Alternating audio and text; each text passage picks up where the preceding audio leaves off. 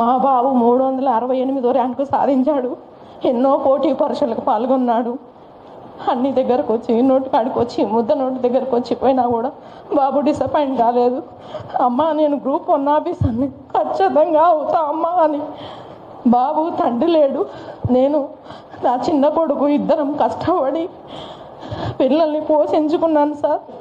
నా కొడుకు ఒక కలెక్టర్ కావాలని ఆశ ఉంది. అంత పెద్ద కోరిక మేము తీర్చలేం.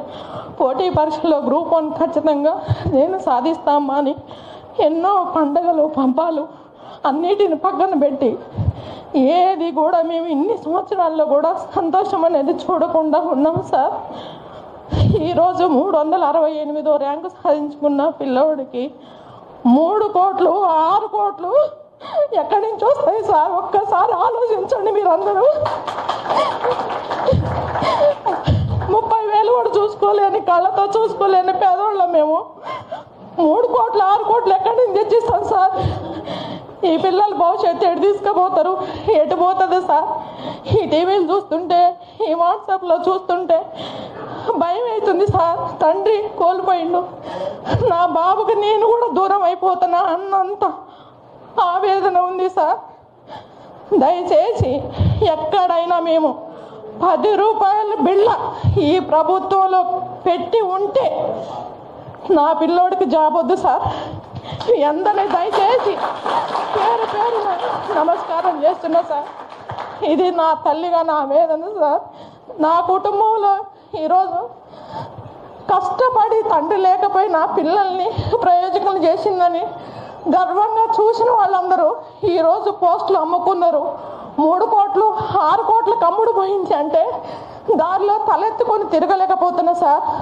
నేను చిన్న స్కూల్లో, హై స్కూల్లో చిన్న పార్ట్ టైం ఉద్యోగం చేసుకుంటూ బతుకుతున్నాను సార్. నేను ఒక 11,700 జీతంతో తీసుకొని బతుకుతున్నాను. ఈరోజు నా కొడుకు గ్రూప్ 4 కూడా సాధించిండు.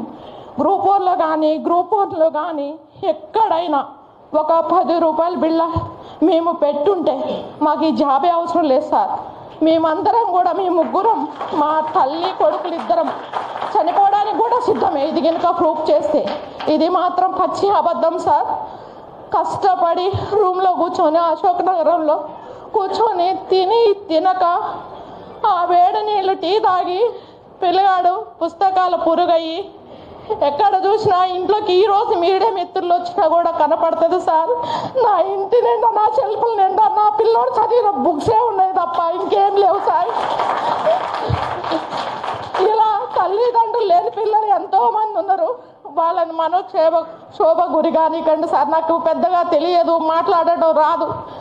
నేను ఇప్పుడు బయట కూర్చున్నంత సేపు కూడా చాలామంది తండ్రిని కోల్పోయిన వాళ్ళు, తల్లిని కోల్పోయిన వాళ్ళు, ఆ ప్యూర్ బ్యాక్గ్రౌండ్ నుంచి వచ్చిన వాళ్ళు ఉన్నారు సార్. వాళ్ళందరినీ దయచేసి మీరు మీడియా మిత్రులు ఆలోచించి, మేము చెప్తున్నాం సార్, ఇలా గ్రూప్ 1 అభ్యర్థిగా సెలెక్ట్ అయినా తల్లిగా నేను ఆవేదనతో చెప్తున్నాను. 1 రూపాయి కూడా ఎక్కడన్నా మేము పెట్టి ఉంటే మాకు ఈ జాబే అవసరం లేదు సార్. మీడియా మిత్రులందరికీ నాన్న అసలైన తొలి వెలుగు. ఫాలో వాట్సాప్ @తొలి వెలుగు official.